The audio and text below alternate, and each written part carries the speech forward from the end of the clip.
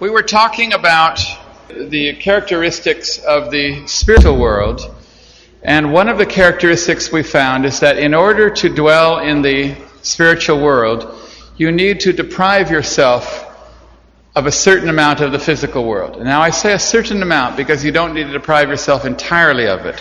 But Baha'u'llah says you need to somehow withdraw from a certain amount of the physical senses in order to partake of the spiritual senses. And then he says that one of the phenomena that's the most mysterious of the signs of God amongst men is the dream. And I'm going to read this a little more. He says, "Behold how the thing which thou hast seen in thy dream is, after a considerable lapse of time, fully realized.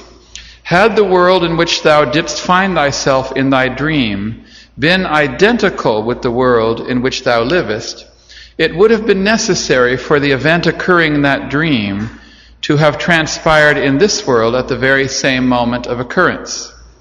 Were it so, you yourself would have borne witness unto it. This not being the case, however, it must necessarily follow that the world in which thou livest is different and apart from that which thou hast experienced in thy dream. This latter world hath neither beginning nor end." Now he's talking about the dreaming world as if it's a real world, it's reality. Of course, a lot of us think dreaming is just some imagination, some creation of our mind. But Baha, or this is actually Baha'u'llah, he refers to it as a place of reality that has no beginning nor end. He says, "It would be true if thou were to contend that this same world is as decreed by the all-glorious and almighty God within thy proper self and is wrapped up within thee. It would be equally true to maintain that thy spirit, having transcended the limitations of sleep and having stripped itself of all earthly attachment, hath by the act of God been made to traverse a realm which lieth hidden in the innermost reality of the world." This is what he says is true, that when you dream, your spirit transcends the limitations of the physical world. Stripped of earthly attachment, it traverses a realm which lieth hidden in the inmost reality of the world. And then he says, "Verily I say, the creation of God embraceth worlds besides this world, and creatures apart from these creatures." And he goes on to explain. So he says somehow, when you dream, you go to the real world. This is an irony of the dream, is because when we wake up from a dream, we say, "Oh, that was but a dream and now this is reality." But in fact, what actually happens is the reverse. "Oh, that was reality and this is now a dream." Okay, if you understand what I'm talking about. I don't want to blow your mind here, but that's really what happens every morning when you wake up. You say, "Oh my God, that was but a reality. This is a dream." Okay, you can't really say that, but that's really what Baha'u'llah is saying. Now, the interesting thing is that we know a lot in the last 40, 50 years about the physiology of dreaming, what happens in the body when we dream. First of all, we know by studying humans in laboratories, it's very easy to study dreaming because you just tell people to come and sleep in the laboratory and you put various scientific equipment on and you study them. We find that human beings sleep in an average 70-year lifespan. You sleep for 24 years of your life. You just take 8 hours a night, and you'll find that most people sleep around 24 years of their life. We're asleep 24 years of our life. Between 20 and 25% of that, we dream. We dream that much. We dream, between 20 and 25% of our sleeping time, which means that you dream between 5 and 6 years non-stop in your life. 5 and 6 years non-stop. Furthermore, we find that dreaming occurs only, or not only, I shouldn't say only, but predominantly in a certain stage of sleep. Sleep goes through stages. It's a 90-minute cycle, and you might have, 4 or 5 of those in a night. And those stages are characterized by certain physical conditions and certain brain waves and so on. They can be studied and analyzed. And in each of the successive stages leading up to dreaming, physical senses become turned off more and more. So if you go to the first stage of sleep, your sense of touch and your sense of hearing and your sense of vision are somewhat turned off, but not too much. So a certain sound you can't hear and you won't be woken up, and I touch you and you can't, and then you go into a lower stage of sleep, and then I can touch you a little harder and you won't wake up. I can make a sound louder and you won't hear it, and so on. Do you understand? Your physical senses are diminishing as you go through these stages. And you go through a third stage, and your physical senses diminish even more, and you go to a fourth stage. Finally, you get to this last stage, and it's actually classified as paralysis. Your physical senses are virtually shut off. During this particular period of time, your sense of hearing is very, very limited. You can honk something louder and you can't wake something up.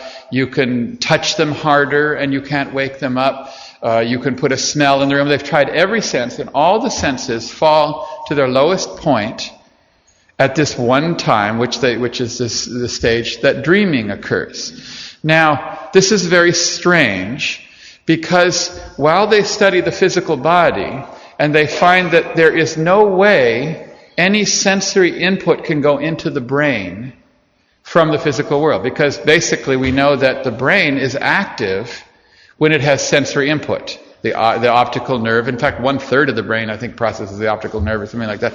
But the optical nerve sends things, the hearing sends in and so the brain gets a lot of stimulus and is very active as it receives information from the five senses. And gradually these five senses become weaker and weaker until they're virtually turned off. In fact, scientists will tell you that during the period of time that you dream, the 20% of your sleep time, you are the closest thing to dead that you will ever be until you die, unless, of course, you go into some kind of comatose state or something like that. But you're very close to dead. Your physical senses are not working. Now you say, okay, that's interesting, but why would it be that this is when you dream? So originally, today they call the period of the dreaming sleep, they call it REM sleep. And that's because they found that your eyes move very rapidly, and as rapid eye movement stands for REM, and it's called REM sleep. But one of the earlier terms, which is still sometimes used, is they refer to this as paradoxical sleep. And the term paradoxical sleep was very commonly used in early dream research because in addition to studying the physical senses, they studied the electrical activity of the brain. You know, the brain, when it's active, actually sends little electrical signals, and these can be measured quite simply. And they find that as you doze off, the electrical activity slows down. Okay, and then you go to a second stage, and there's even less brain activity. And then you go to the third stage, there's even less activity. You go to the fourth stage, less. And then suddenly you get to this paralysis, and suddenly the brain becomes just as active and often more active than even waking. And they said this is paradoxical. That's why it was called paradoxical sleep. Because they said, how could it be that when you have nothing coming in from the physical senses, the brain is as active or even more active than it is in waking life? What is stimulating it? Where is it coming from? And of course, science can't answer this question. And they call it paradoxical sleep. And of course, if you give a good name to something, then you think you understand it. But when you give a name paradoxical sleep, you're basically admitting that you don't understand it. But we understand what it is by what Baha'u'llah says, is that your soul is going there. And the soul can communicate with the brain, as Abdu'l-Baha says, through the common faculty. And so suddenly we realize that when you turn off the body, the spirit turns on. Because this is what happens every night. We can study it and learn it. And he says, this is one of the great mysteries of God. Every night you turn your physical senses off, your spirit roams. And suddenly we imagine that the brain is kind of like a train station. We'll call it Grand Central Station. A train station, or you can call it a brain station if you've kind of been... And you can think that this station has 5 trains coming in. Let's say they're coming in from the west. And these 5 trains that come in from the west are the sense of hearing, touch, smell, all the 5 physical senses. And they come into the brain all of the time. And then there's 5 trains that come from the east. I'm just making up east and west. And the 5 trains that come from the east, they come from a different realm. But Adi-Baha says they come through this common faculty. And it appears as if, by scientific study, that as long as this train station is full of passengers getting off the 5 coming from the west, the eastbound trains don't come too much. They don't come too much. And then when they put the stop on the tracks and close the tracks down for the night, then all these eastbound trains say, oh, let's go and get into the station. And they go get in the station, and we can measure the activity. And so you can see it's like this. And so suddenly we realize that sensory deprivation, which is forced upon us physiologically by the sleep state, causes dreaming. Now, it's not always that you dream in that state, but majority of all dreams are in that what we call paradoxical sleep or REM sleep. Consequently, we know that sometimes when you deprive yourself a certain amount of physical sensation, you can use the spiritual powers greater. We have to stop some of those trains coming from the west and say, hold on, save some of the platforms for my eastbound trains. And how many of us are sending too many westbound trains into our brain station? How many are, we're putting, there's no room on the platform for these eastbound trains. And the only time it happens is when you're dreaming. Now, of course, many spiritual teachings are based on the concept that a limited amount of sensory deprivation will give you spiritual vision. For example, fasting is a fundamental principle of every religion and always was and always will be, according to Baha'u'llah. And fasting is nothing but just a small amount of physical deprivation. Not particularly much, if you have to agree. It's just a sense of taste or eating. And you're only not doing it while the sun is rising. And yet, it says here, fasting is essentially a period of meditation and prayer, of spiritual recuperation, during which the believer must strive to make the necessary readjustments in his inner life. He says, fasting is symbolic and a reminder of abstinence from selfish and carnal desires. So, just the act of having a symbolic taking away of just a tiny amount of physical sensation leads to spirituality. How many have you felt the capability, your spirituality, just from not eating? Just the deprivation of one sense only part of the day, and yet for some reason it has an effect. So such like dreaming also causes that. Another one, Adi-Baha says, is that meditation, which is the ability to use the second spiritual power, the power of reflection. Remember we said that there's imagination, reflection, and so on. He says meditation can only function if you turn off the sense of hearing, of physical hearing. Okay, I'm going to read this because it's very important, because Baha'is are told we should meditate, and Adi-Baha has actually told us at least one of the things that is required for meditation. Adi-Baha says, Baha'u'llah says there is a sign from God in every phenomenon. The sign of the intellect is contemplation, and the sign of contemplation is silence. Because it is impossible for a man to do 2 things at once. He cannot both speak and meditate. So when they say silence is golden, or the sounds of silence or whatever, Adi-Baha is saying there is an enormous power in silence. He goes on to say, it is an axiomatic fact that while you meditate, you are speaking with your own spirit. In that state of mind, you put certain questions to your spirit, and the spirit answers. The light breaks forth, and reality is revealed. You cannot apply the name man to any being void of the faculty of meditation. Without it, he would be a mere animal, lower than the beasts. Through the faculty of meditation, man attains to eternal life. Through it, he receives the breath of the Holy Spirit. The bestowal of the Spirit is given in reflection and meditation. The spirit of man is itself informed and strengthened during meditation. Through it, affairs of man which he knew nothing of are unfolded before his view. Through it he receives divine inspiration. Through it he receives heavenly food. All of these things you can only achieve in silence. Total deprivation of one sense will only give you these things. And Abdu'l-Baha says it's not even possible to get these things without meditation, and it's not possible to meditate without silence. Meditation is the key for opening the doors of mysteries.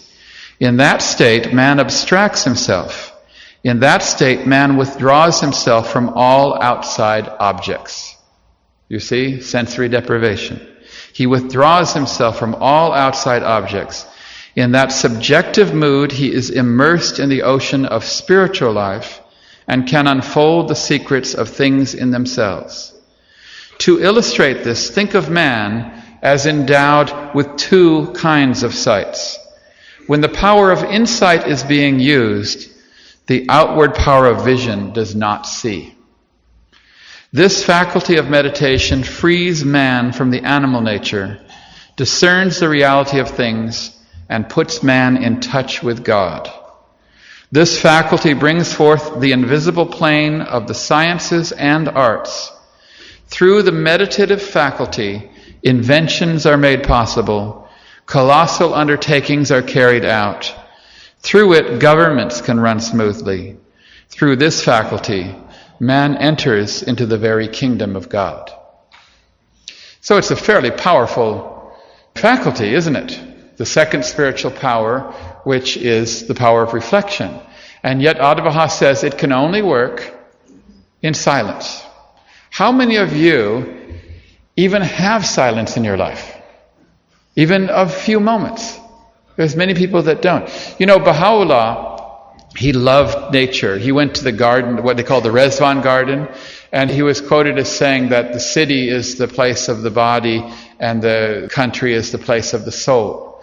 And I think a lot of it has to do with the fact, you know, Beethoven, he lived in a very rural environment, just a tiny town, but he couldn't compose. He had to go out of there and into the woods before he could write. He went deep into the woods to compose. He had to get away from it all, and he already was away from it all. He had to get away from getting away from it all just to compose. But this is a particular power. So it's quite obvious that sometimes when you turn off the physical senses or deprive them to a certain extent, as in silence or as in fasting, that certain spiritual powers are awakened. Now, unfortunately, when I say this, I then have to immediately qualify it with one of the greatest Baha'i principles. And this principle is so important that it has to be stated here, even though it wastes time in the basic narrative of my talk. And that is that Baha'is are called on a principle of moderation in terms of limiting the physical world.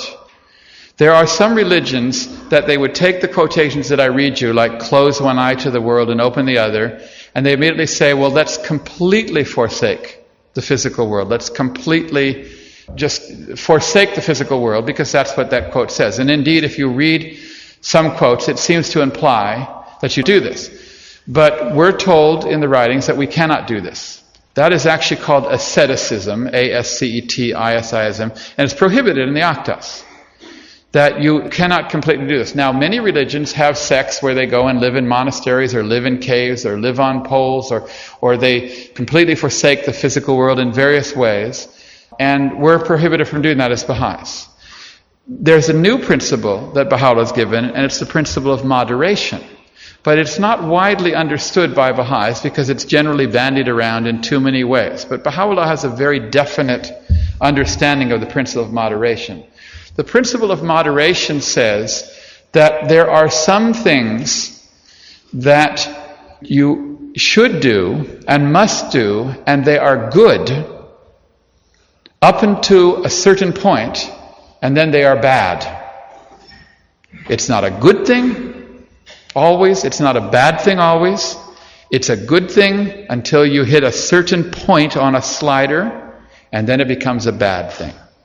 And there's many things like this.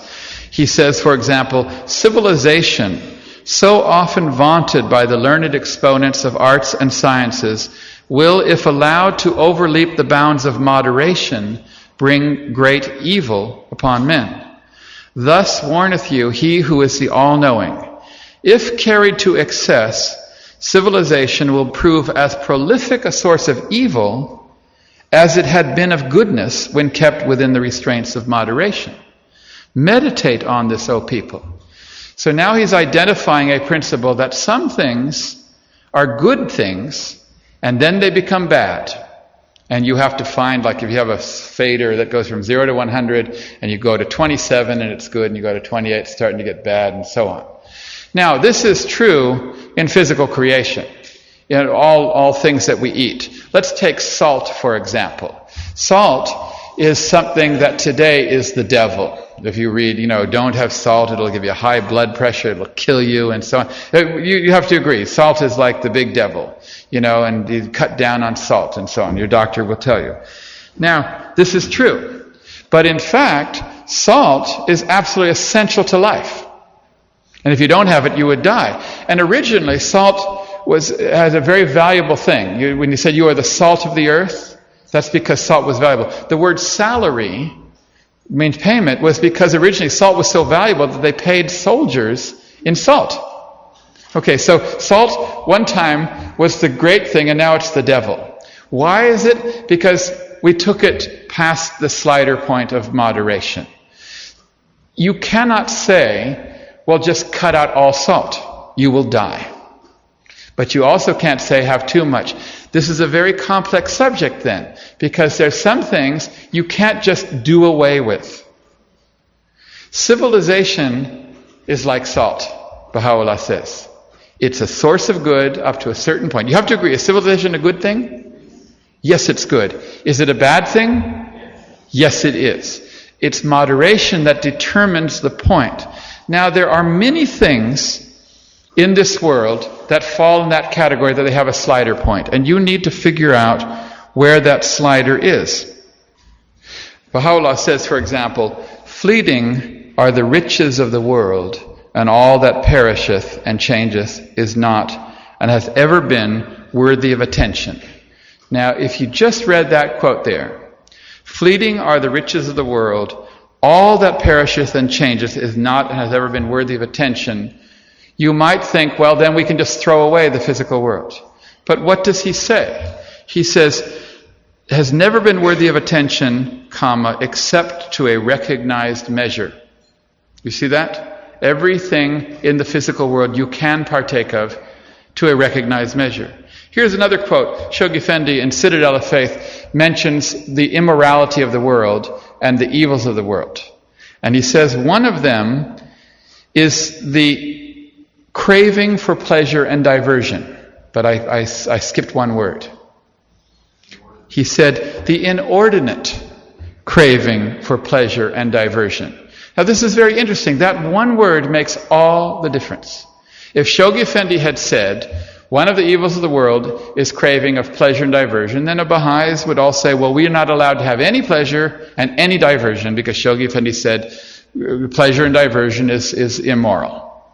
But Shoghi says inordinate. And inordinate applies that there's a certain amount, there's a place on the slider, and you don't go higher. And when you go past it, and so the term inordinate or recognized measure, these are all other terms for moderation. And so what things apply to moderation in the Baha'i writing? So you type moderation in the quote, and you find that civilization is one. Abdu'l-Baha says that your desire for food should be limited by moderation. He says you should content yourself with simpler foods, not as many different foods in one meals and so on, moderation. Abdu'l-Baha says, interestingly, that teaching, particularly speech in relation to teaching, requires moderation. You say, no, hold on. We should just teach. Okay? And yet Abdu'l-Baha says that teaching requires moderation. If you speak beyond a certain amount or beyond their capacity, it is as much a source of evil as it was good. Now, would you say teaching is a good thing? Can teaching be a bad thing? If you go beyond moderation. He actually uses it. Abdu'l-Baha says that capitalism and the desire to acquire profits is good, but if the acquisition of profits goes beyond moderation, it becomes evil. Isn't that interesting? He talks about capitalism. He says that the desire to acquire profits is okay, but then it becomes bad. Now, I think we went way past on the slider on that one. You see? Okay. Shoghi Effendi, he lists 1, 2, 3, 4, 5, 6, 7, 8, 9 things in Adult Divine Justice that apply to moderation and so on. So this is a very important principle, because this means we have to be mature. When I say here in this talk, you need to turn off and not look at the physical world, close one eye, I don't mean completely close it. Even though some quotes may seem like that, you have to take them in context. It means close it to the point where that slider belongs. Now, I don't know where the slider is, but you now need to look at everything in the physical world. The food you eat, the clothes you wear, the time you spend, the things, and say, where is my slider on that? Is it at the point where it's something good for me? Or has it gone beyond that and it's now something bad for me? And put it there. And if you put the slider there for all things in physical creation, then you'll be able to see the spiritual world. It's that amount of deprivation, not more. So the principle of moderation, I had to mention. I'm sorry it took me away from my main theme, but otherwise you might have gone home and said, Tom Price said we have to forsake the physical world entirely. And that's not the case. But how many of you feel that perhaps you're gone beyond the amount of moderation in many of the physical things? How many of you think we have? Of course. We're way, way beyond. So we can pull that slider down. But don't eliminate it. That's prohibited by Baha'u'llah, and that's actually dangerous. Now, fortunately, some things he's given us somewhat, he's told us where that slider is. For example, in terms of material wealth, he says that if you give 19 out of 100, 19% to God, that purifies the rest of it. He says that in the Akdas. He says it will purify your wealth. So fortunately, we know where money comes. Just give 19 to God, and that kind of purifies it. I'm not sure if that's the only thing, but at least he's given us some kind of indication. But so it's like 1/5. So you put it at 19. Okay, you put the slider. But I don't know what all the other things are. Entertainment and all the various things where the slider goes. But he helped us a little bit in that. Now, we now see we have the physical world and the spiritual world. And do you feel you have a better understanding of each? The nature of each? Has it in any way changed your frame of reference now about how you look at the world, that there's two out there? This is what we're trying to get at.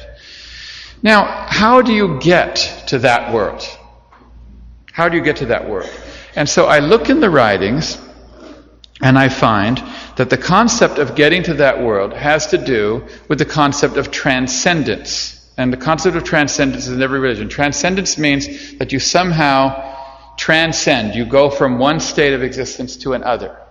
And Baha'u'llah says transcendence can be achieved primarily through two qualities. He doesn't actually say it that way, but if you look at it, and those qualities are eagerness and enthusiasm. It requires those two. Now, the interesting thing is that if you look at all the things that make man, that anthropologists, psychologists, sociologists, and so on look, that are unique to the human race, in other words, things that animals don't do at all, you could probably summarize them in 5 or 6 things. Each of them is an expression of transcendence. And let's look at some of the things that distinguish man. The first is what we call human consciousness. Human consciousness is something so unique to man. We say, I think, therefore I am, as if just your mere consciousness. Consciousness is a completely different being to the physical world. It transcends the physical world. The second characteristic that we find unique to man is the sense of imagination. Man has imagination, and the animals don't. Animals don't have this form of imagination. And it turns out that imagination is responsible for almost everything, all sciences, all arts, the man's ability to imagine. Imagining also is a transcending act of the physical world. Would you agree? You suddenly you go to a place that has no physical thing. The third characteristic, which defines man, according to psychologists, is the sense of symbolism. For some reason, human beings are able to think something can represent something else. We have this ability. It's called the symbolic language. And of course, if you read, Jung or, Freud and all that, their whole understanding of the human nature is based on that we have a symbolic tendency. So you can take a photograph perfectly, in the highest megapixels, life size, and show it to any animal and they can't recognize it. If it's not the real thing, they don't know. But a human can look at, you can draw a hangman stick figure and say that's a man, and we can figure out that represents a man. And this symbolic ability is the only reason why we can create language. And that's why the animals don't have language, because they don't have the symbolic ability. Language is so fundamentally part of human nature that even babies will create their own language if you don't teach it to them. And unfortunately, sometimes babies are neglected, like in orphanages. And if two babies are similar age, and you leave them together, they will create their own language. One baby will do something and say, blah, blah, and the other baby will remember that and do it and say it, and then gradually words just create. It's inherent in human nature to symbolize and create this. Is symbolism not transcendence from one thing to another? Another characteristic, they say, of human beings, another thing that's unique to human beings, is a sense of humor. Now, you may laugh at this. I'm joking. But you may laugh at it, but in fact, humor is a very, very serious subject and one of the most perplexing to psychologists. Still today, they don't understand it. It's very confounding. What is humor and why do people laugh? And so a lot of study has gone, and all the studies I've ever read on humor are extremely serious. There's nothing funny about them. But basically, what they have found is that all humor, whatever form of humor you have, it's based on pulling the rug out of one reality and causing another. In some form or another, humor is always based on transcending from one form of reality to another. And if you analyze the way in which humor is constructed or jokes, you have to understand it's very difficult to explain this. But basically it could be that this word is used in one context and not another, or this is a meaning and it's not in another, or this is out of this is not appropriate, or there's various ways in which humor can manifest itself. But all humor is based on transcendence of one frame of reference to a new one. And it's the suddenness of it, the suddenness of the transforming of the frame of reference, that for some reason causes you physiologically to smile and laugh. And it doesn't matter what culture, what background, what age you have, it's universally human that you like this sudden thing. And of course, if you read any textbooks on how to write humor or jokes, they train you to hide for as long as possible the one reality and keep it there so it's very sudden at the end. It's a bit of hanky-panky, if you know what I mean. Now, this is very interesting because studies have been done on even very small babies, and you don't even have to do studies. You can test it yourself. Take a small child, and they love to be surprised. And it's very strange, and this is true in any culture. You take a little baby, even just a few months old, you go hide behind a couch and you jump out and you go boo, and they laugh. Now, this is very strange. Why do they laugh? And by the way, don't try it on any animal, okay? It doesn't work, okay? Because they don't have this sense. But the little child laughs. Now, why does the baby laugh when you pull the rug from one reality to another? And then even more mysteriously, the baby laughs, and the first thing it does is say, "Do it again." And you say, how can I do it? How can I fool you again? Now you know. It doesn't matter. You can do it over and over and over again, and the baby likes it. It's inherent in human nature to want to transcend from one reality to another, and for some reason God has given us pleasure in this to such an extent that humor is an expression of transcendence. Now, there's a very wonderful letter that the House of Justice wrote to a believer, and you can look it up on the internet, in which the believer writes to the house and says, I understand from Persian or something that there's one tablet in which God is referred to as the humorous. How can this be so? And they write to the House of Justice.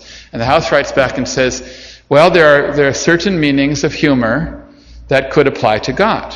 But if you think about it, God is by far humorous because basically He is showing us one world, and then when we die, He's going to reveal it, and we're going to have that same sense of pleasure that comes from humor. In fact, God is the most great humorist, and death is the most great punchline. Of course, I mean, it's very, very similar, because humor is based on transcendence. Humor is based on... He's going to say, I got you good, didn't I? Boy, did I get you. But why is that funny? Why do we like it when a frame of reference is suddenly changed? Why do we like to go to horror movies, or and be surprised? Why do we enjoy it? Why do we like plots that have a twist? Well, why is it that the human being takes pleasure in transcendence? It's because we need to transcend everything in the world, from dreamings that is a phenomena, from humor, from imagination, from symbolism. It all teaches us that we need to transcend from one world to another. This is the fundamental call of religion, is to see the gorilla. If you understand what I'm talking about, to see that gorilla. Now, how much time do I have? I'm going to skip. I'm sorry? I have eternity, yes, that's right. I'm going to switch subjects just for a moment because I can't finish everything that I want to say. And I want to say that when we talk about frame of reference, and we talk about vision, and we talk about trying to change our frame of reference, I noticed when I looked at the life and work of Shoghi Effendi that this basically was his model in life. Shoghi Effendi was all about vision and all about changing our frame of reference. Have you noticed that about Shoghi Effendi? He tends to broaden your horizon. He tends to put things in perspective.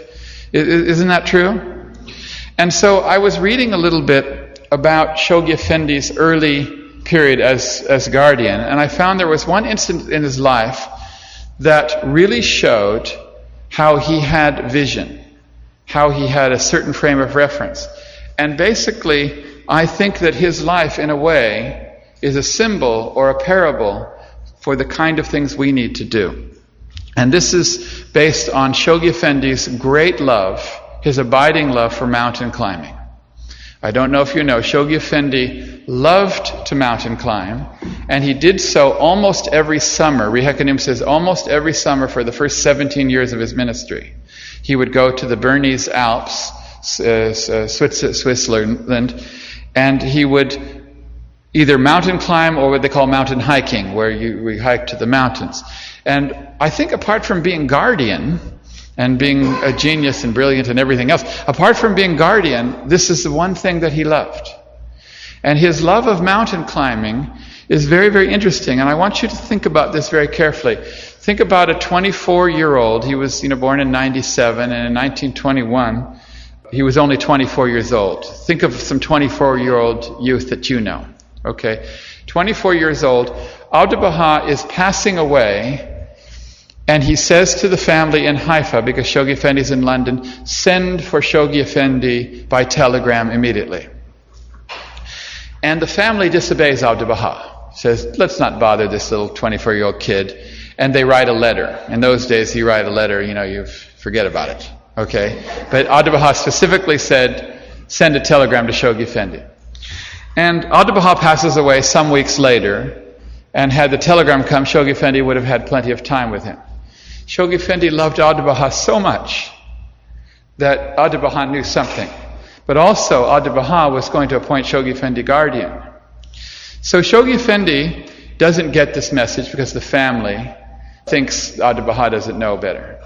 And Abdu'l-Baha passes away, and they realize they can't now send a telegram to Shoghi Effendi and tell him he's passed away. You couldn't do it that way. So they send a telegram to another Baha'i. And they say, can you please, call in Shoghi Effendi and tell him. So he calls Shoghi Effendi, can you come and visit me? He doesn't give any indication what's going to happen. And Shoghi Effendi comes to his office, and it just so happens that when Shoghi Effendi arrives and they usher him into the office, that he is down the hallway somewhere, not in the room.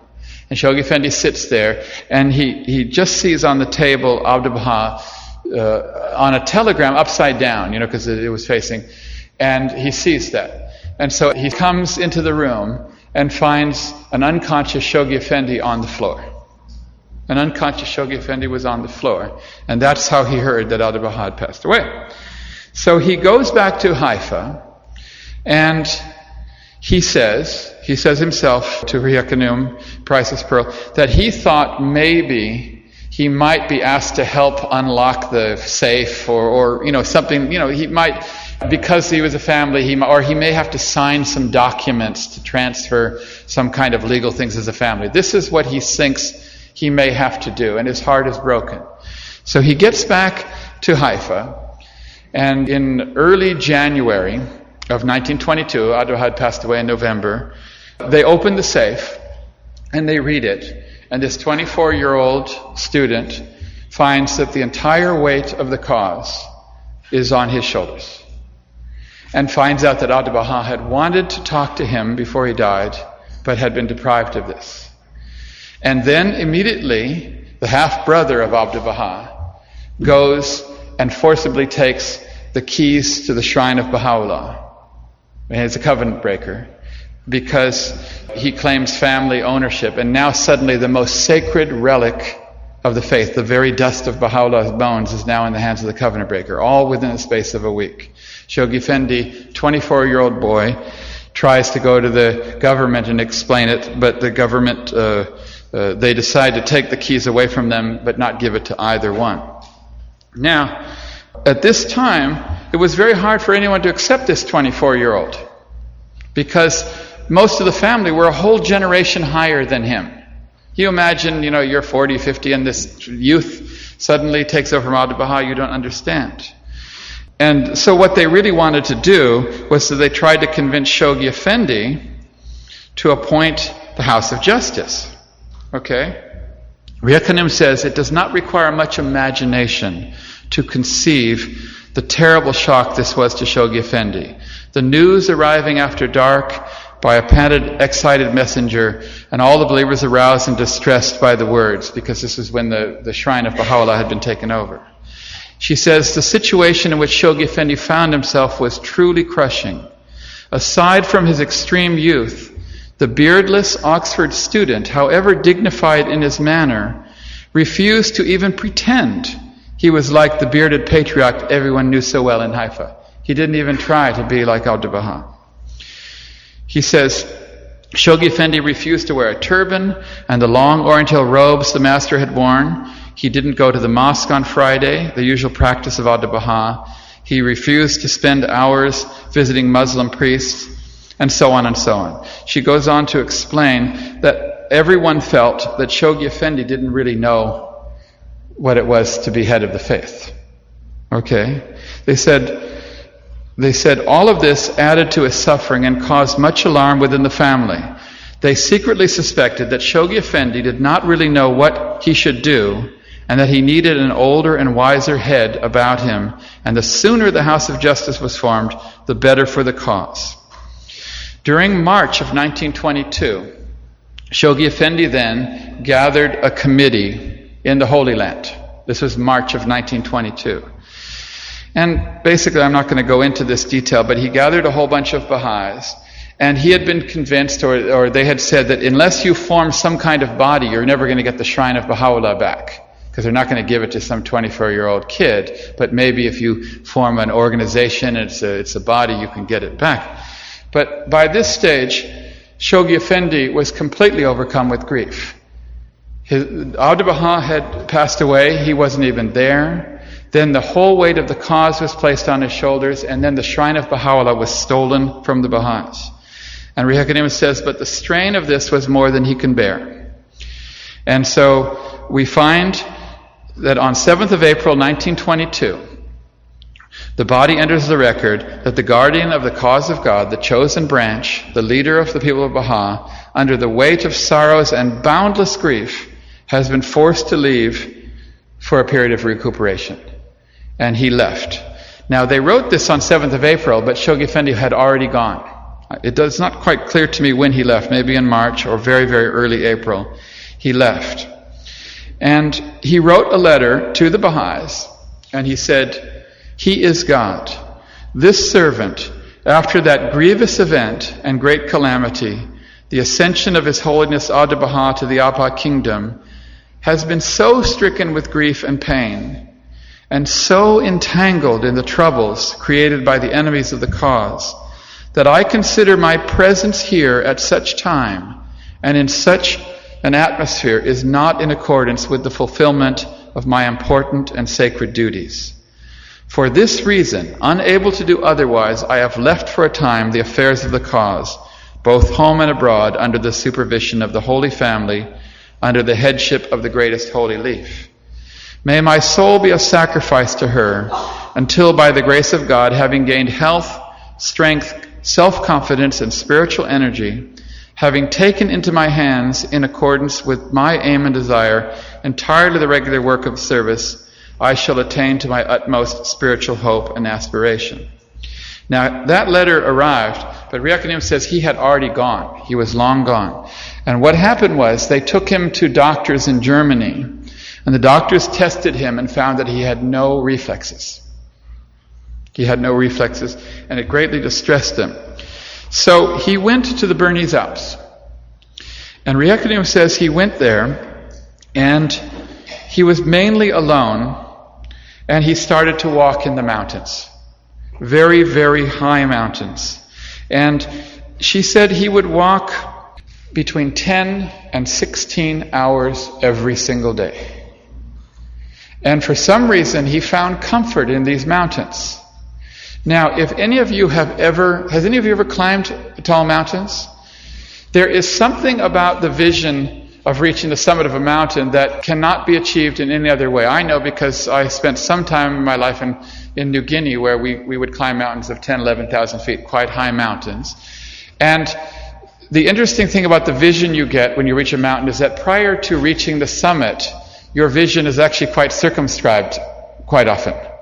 You don't see much. And then suddenly you get to that top and you look out and it is amazing. You just want to put your hands out and spin like you're Julie Andrews in the Alps. I mean, you can't imagine the vision that one gets. So I think about Shoghi Effendi finding himself by going to these Alps.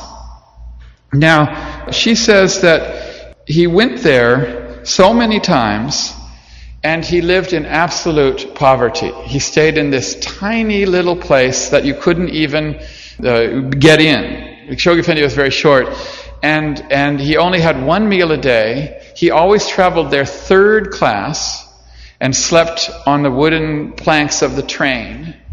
In other words, total sensory deprivation, and he only spent the time in the mountains. And he did this until December. 9 months. 9 months. Now, sometimes the family would come and try and visit him, but they couldn't stay with him because he would take them walking for 10 to 16 hours. And they couldn't keep up with him. And he did it every single day. Now, Rahia Khanum says that virtually every summer, for the first 17 years of his life, he returned back there. He needed to have this time of meditation and deprivation. And somehow he was able to find himself.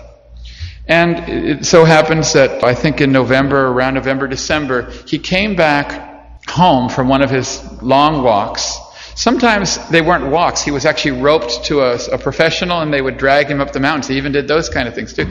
And he came back and his own mother was there, sent by the greatest holy leaf, in tears, saying, "You've got to come back." And finally he did come back.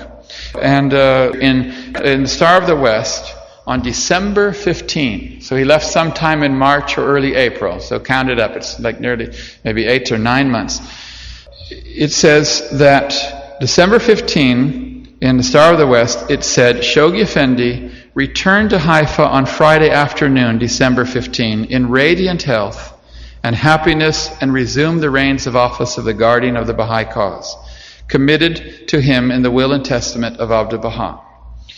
Now, he then started to write to the Baha'is, and he wrote many beautiful letters.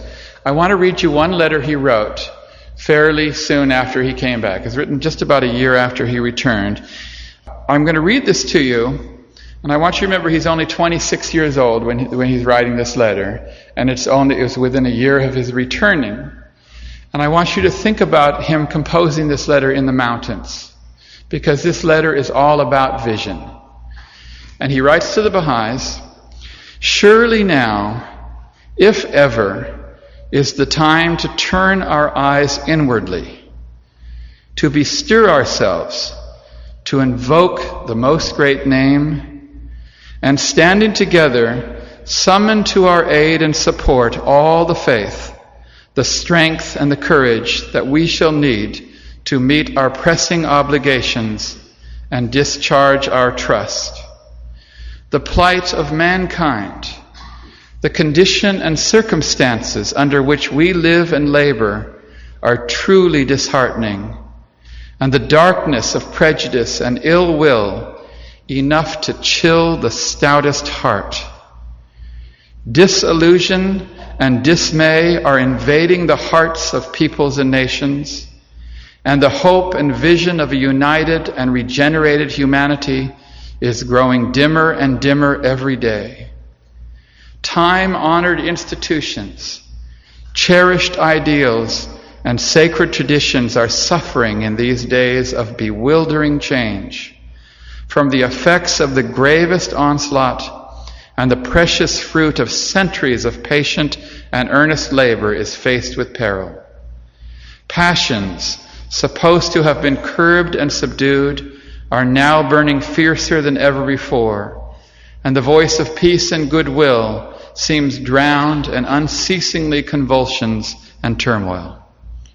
What, let us ask ourselves, should be our attitude as we stand under the all-seeing eye of our vigilant Master, gazing at a sad spectacle so utterly remote from the spirit which he breathed into the world?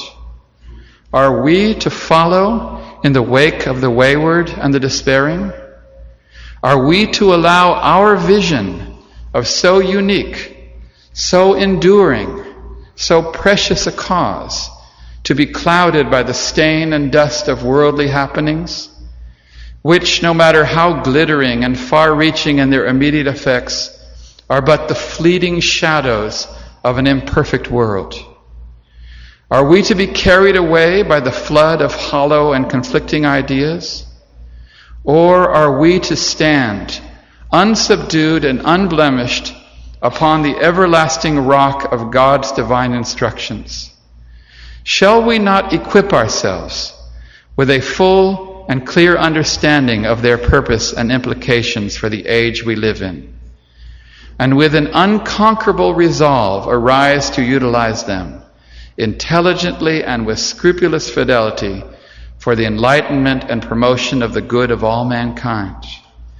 Humanity, torn with dissension and burning with hate, is crying at this hour for a fuller measure of the love which is born of God.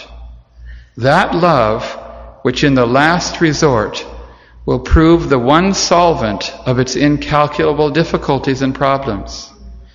Is it not incumbent upon us, whose hearts are aglow with love for Him, to make still a greater effort to manifest that love in all its purity and power in our dealings with our fellow men? May our love for our beloved Master, so ardent, so disinterested in all its aspects, find its true expression in love for our fellow brethren and sisters in the faith, as well as for all mankind. I assure you, dear friends, that progress in such matters as these is limitless and infinite, and that upon the extent of our achievements along this line, will ultimately depend the success of our mission in life. Shoghi Effendi. Isn't that amazing? He went to the mountains for 9 months, and came back and took every Baha'i to the mountaintop with such vision. It's remarkable to think that his writing style is almost as mature as anything he's ever written. Isn't that right? You don't see any arc of development or change in his writing style. He comes back somehow having found he had no reflexes. He couldn't take the reins of the cause of God. For 9 months he abandoned the cause of God. But somehow in meditation and sensory deprivation and finding vision on the mountains, he found the vision and the strength to come back and take the reins of the cause of God. Every single principle that we talked about in these 3 lectures, Shoghi Effendi did in those 8 months. And if you read more of it, you would have found he did every single of those things. It seems that the manifestations of God and Shoghi Effendi, even they need to get away and find the spiritual world. All the manifestations of God did something similar. If they need to do it, how much more do we need to do it? We think that, they could just do it. No. They had to find room 47B too. And it was hard for them. And Shoghi says that the most wonderful thing is that in 1957, just before Shoghi Effendi died, he went back to those mountains. And she said it was as if the mountains called him. And so the vision of Shoghi Effendi, for me from now on, the frame of reference of Shoghi Effendi will forever be linked to his going to the mountaintop and then bringing us to there. Now, it's a strange way for me to finish this talk, but I find that if you want to change your frame of reference, if you want to find the spiritual world, you can find it in this first year of Shoghi Effendi's life. Go back and read it. It's in Priceless Pearl, the early part of it. And you can find that everything that he did, you can do. Obviously, you can't be the guardian. But in our own way, we need to find our vision. We need to go to our mountaintop, as Shoghi Effendi did. And so I'm hoping that this brief 3 lectures has given you some change of a frame of reference, some vision of what you can do. But if we had more time, I would have talked more about some of the things Baha'u'llah said. In fact, Baha'u'llah identified 25 things you can do. Didn't I say that? And where did he identify those 25 things? In the Kitab-i-Khan, where he says, "O my brother, when the true seeker determineth to take a path of search, he must before all else," and then he lists them. And I took them and I 25 things. If I'd had more time, I would have listed those 25 things. But then he goes on to say, do those 25 things, but it is in proportion to the eagerness of your search that you can achieve these things. In proportion to the eagerness of your search. So you can find room 47B and you can see that gorilla, but you need to have enthusiasm and eagerness. And I hope that all of us can make this journey. So thank you very much.